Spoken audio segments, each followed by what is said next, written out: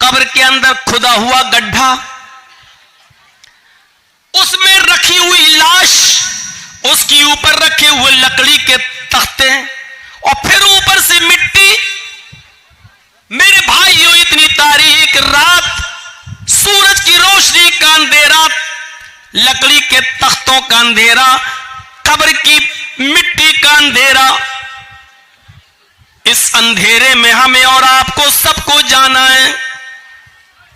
बहुत आसान है कह देना मरेंगे तब देखा जाएगा, बहुत आसान है कह देना कि मरेंगे तब देखा जाएगा। कहते हैं कब्र का हाल मुर्दे से पूछो। मेरे भाइयों, ये एहसास हो जाए कि एक दिन हमें अल्लाह के दरबार में जवाब देना है। जन्नत भी है, जहन्नम भी, हमें जहन्नम से अपने आप को बचाना है। अगर ये एहसास हो जाए कि अजाब जहन्नम बड़ा सख्त है, तो कोई आदमी फिर उस अजाब से बचने की फिक्र क्यों नहीं करेगा? हमें एहसास नहीं है उस बादशाह ने कितनी अच्छी तरीके से समझा दिया है।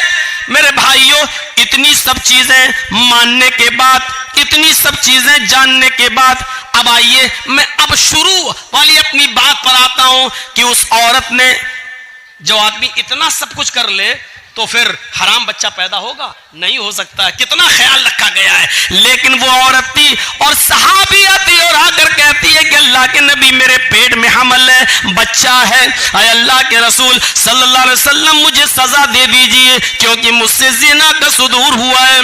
आपने कहा ले जाओ, पत्थरों से मार मार कर खत्म कर दो। लेकिन कहने लगी मेरे पेट में बच्चा है। तो कहा कि जाओ, जब बच्चा पैदा हो जाए तब आना। जब बच्चा पैदा हो गया तब आई। कहा अब इसको मार दो, खत्म कर दो। बच्चा रोने लगा। मां अपने बच्चे को जब दूध पिलाने लगी तो अल्लाह के नबी ने कहा खातून, अभी तुझे मारा नहीं जाएगा, अभी कत्ल नहीं किया जाएगा। ये बच्चा जो नाजायज बच्चा है, जो जिना की पैदावार है, अभी तेरे दूध की जरूरत है इस बच्चे को, अभी तुझे नहीं मारा जाएगा। इतनी तमाम बंदिशों के बावजूद वो औरत कबूल करती है कि ये नाजायज बच्चा है। सोचिए मेरे भाइयों, ये हराम औलाद है, लेकिन उस हराम बच्चे को भी अल्लाह के रसूल पेट में मारने की इजाजत नहीं दे रहे, खत्म करने की इजाजत नहीं दे रहे हैं। बच्चे के मां से कहा जा रहा है जब ये बच्चा तेरा दूध छोड़ दे तब तू आना। उसने दूध भी जल्दी छुड़वा दिया। आमतौर पर बच्चे 2 साल दूध पीते हैं, उसने 1 साल, 1.25 साल में, 1.5 साल में दूध छुड़ा दिया। फिर लेकर आई और कहने लगी अब बच्चा रोटी खाने लगा है।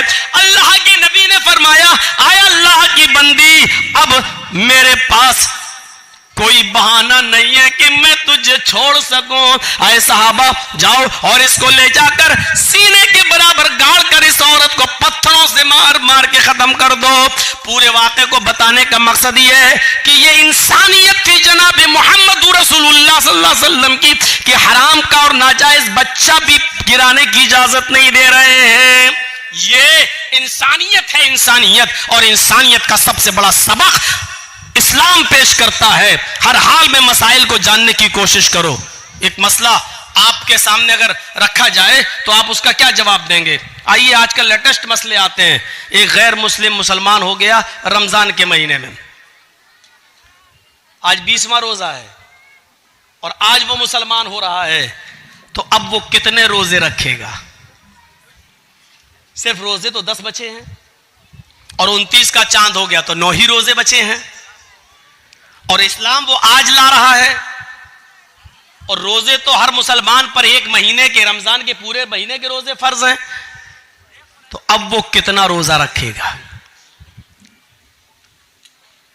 शरीयत क्या कहती है? शरीयत ये कहती है कि वो 20वें रोजे को अगर इस्लाम कबूल करता है अपने माँ बाप तो 20वें रोजे के बाद से ही उसके ऊपर रोजा फर्ज हो जाता है और जितने रोजे उसको मिलेंगे उतने वो रखेगा। अब सवाल ये पैदा होता है 20 रोजे जो उसके छूटे हैं क्या वो ईद के बाद पूरे करेगा? नहीं करेगा। सलाम जब अपने बेटे से मिलने गए, क्यों नहीं करेगा? दरवाजे को दलील क्या है? भाई अहले हदीस हो तो दलील तो चाहिए ना। बीवी ने दरवाजा खोला। आप लोगों ने जलसा बहुत अच्छा किया है लेकिन ये लाइटिंग बहुत बुरी की है। कभी हरी कभी लाल, थी कि ये मेरे ससुर और वो हैं। आंखों पे जब पड़ती है तो कभी तो लगता बहुत आदमी है, कभी दिखता एक भी नहीं है। और कभी जब लाल जलती है तो मैं सोचता हूँ रुक जाना चाहिए क्योंकि ये रेड सिग्नल है, ये हमको इशारा कर रही है कि बोलना बंद कर दो। अरे ये तुमको किसने, अरे जर्जी साहब का जलसा है, कोई बारात में नहीं आए हैं निकाह के लिए। कहने लगी वो तो ये ऐसी लाइटिंग जलसों में, के लिए गए हैं। अच्छा लाइट ऐसी होनी चाहिए जो जलती रहे, बस बुझे नहीं। तो ऐसा लग रहा है जैसे आंख मार रही हो। कहने लगी बहुत बुरा। अल्लाह की कसम बड़ा डिस्टर्ब हो रहा हूं। कल भी हुआ था लेकिन कल मैं बोल नहीं पाया, सारा गुस्सा इन चैनल वालों पे उतर गया। खा लो तो शाम आज ये लाइट वाले पे लग रहा है सारा गुस्सा उतार दूं। बहुत बुरा। कभी लगता है कहां चलेगी पब्लिक, कभी लगता है यो देखो वहां तक बैठी हुई है। हमारी भी तो आंखें हैं, कोई हम बहुत बड़े बाबा तो है नहीं कि यहां बैठे बैठे हम कलकत्ता तक को देख लें। इतनी मशीन तो है नहीं मेरी आंखों में।